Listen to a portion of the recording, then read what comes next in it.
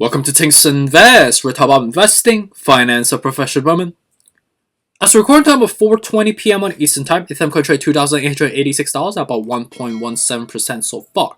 As you can see clearly on the over crypto market on the left side of the chart, we are collectively relatively flat to down at the moment, with some specific micro affectation driving both Dogecoin and Shiba Inu to be up right now, with Dogecoin up about 6.5% and Shiba Inu up about 4.5% at the moment.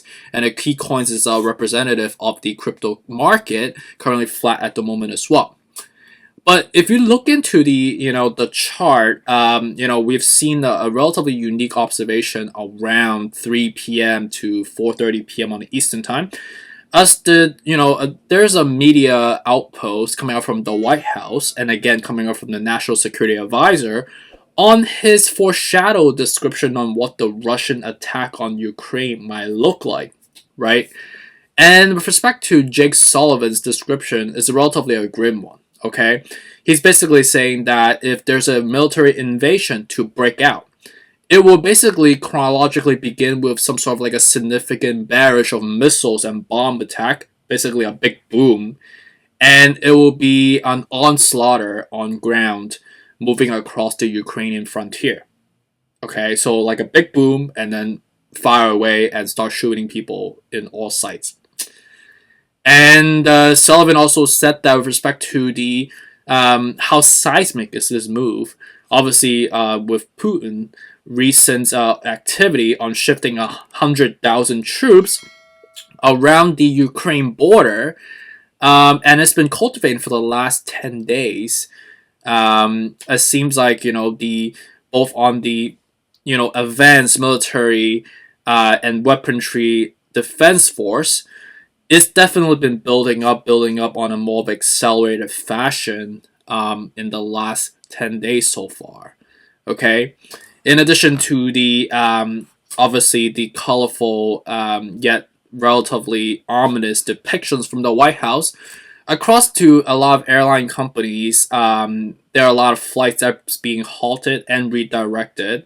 Some airlines have even directly canceled altogether. In respect to some airline like the Dutch airline KLM has cancelled all the flights to Ukraine until further notice. And also with respect to a Ukraine charter airline called SkyUp, also said that its flights from Mandora, I think that's how you say it, Portugal, and other selective Ukrainian countries is also diverted to the Mondrian capital of Chisinau. So obviously to basically allow for protections of the passengers until the crisis subsides from here, right? And in addition to that, there's been some news around the interest hikes, right? And I was just looking at the Fed's meetings calendar again. The next one doesn't come until a month from now. But ultimately, the interest rates is still going to be spiking or dipping, contingent on the economical activities that we're seeing collectively. But on the major Feds, on the FOMC meeting, it doesn't happen until 1 month out, right? So that subsequently should subside on the anticipatory front. But Monday should technically be a relatively of an interesting one, and we'll see some sort of a foreshadow perspective, look at the futures, and as the international markets start to open up right now, is technically, still really, really early in the morning on the other side of the house at 4:24 a.m. Overseas at the moment. So if tomorrow is going to be a red market, it just subsequently translates into a correlating red market onto the U.S. Stock market as well, and that will also drive some negative affectation on the crypto side of the house as well. So we have to watch out for that. And in this, when you hear things along the line like the war breaking out, or along the line like the pandemic breaking out, the anti-correlation effects between crypto and stocks is not going to be that apparent. It will be more of a synchronization on both sides of the market, right? It's when people are fleeing away due to its own safe haven affectation, right? So we'll see how that goes. And ultimately, our job is to not predict what the future looks like specifically, but to look into the risk management level and study the psychology of investors' mindset and not be disrupted by the media affectation, right? So let's just dive into technical analysis without wasting more time. With respect to recording time of 4:25 p.m. on Eastern time, Ethereum coin trade $2,889, about 1.06% so far. Right now, we are $30 above the $2,850, which is a comfortable level of resistance, right? And if we break that level, which we will possibly be, you could see that we're slowly fusing together. And as we form a depth cross, which is possible, which means that the yellow line is going to cross down from the blue line.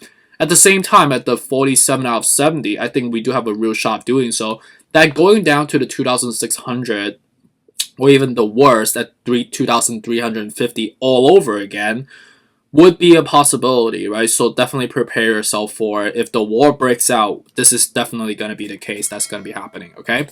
With respect to Bitcoin, it's down about up about 0.25%. Right now, we are just gliding away with the 54 of 70. We are fusing together as well. It seems like the apex is already formed on the MACD front, normalizing on the investor psychology. Right now, we are at the comfortable level of 42,500, comparable to our Ethereum is trading at the moment, 2850. So if we break the current level, we're going to go down naturally to the 40,000. If we break even further because the war breaks out, I think with an even higher propensity to go down to the 37,500 from here, or $38,000 from here, okay? Dogecoin right now is up about 6.5%. I don't really like this level at the moment at the 52 out of 70. I personally would prefer anywhere from 13.80 all the way to 12 cents from here. Cardano's down about $1 right now. I like anywhere from 102 to 92 from here. Solana is down about 2.18%, right? Anywhere from 95 to 80 is still fair game with the 35 of 70. We're about to form a depth cross. So that's not really a good sign. But again, right, anywhere from the 95 to 80 is still fair game for us, right? XRP is basically flat at the moment. This is relatively not a good setup. Whatever goes up really, really fast comes down just as fast. We are hovering in between, right? So if we break 78, we're going to go back down to 69. Just more of a natural course of cadence. We are curving down right now. We are curving down on the RSI front as well, right? So 69 to 57 would ideally be the frame that I would be buying at. For me, I'll personally touch anywhere from 60 to 57 below. Polkadot up about 0.5% at 1876 right now. I like anywhere from basically current level all the way to 1587 from here. Algorand down about 1.71%, 89 right now. Again, I like current level all the way to 79 from here. Shiba Inu's at the 3,000. I like anywhere from low 2,000s all the way to 1,400 to 900 from here, right? Those are the frames that I would break down based on dated historical level back in October 21st, okay? MACTAG is down about 1.51%. We are still selling down. We got 43 out of 70, about to form a depth cross as well. So ideally 143 to 120 would be the level dollar cost average at, right? AVAX down about 3%. Absolutely would not be the optimal level to buy now with the 49 out of 70. Ideal at the 59 to 50 from here, right?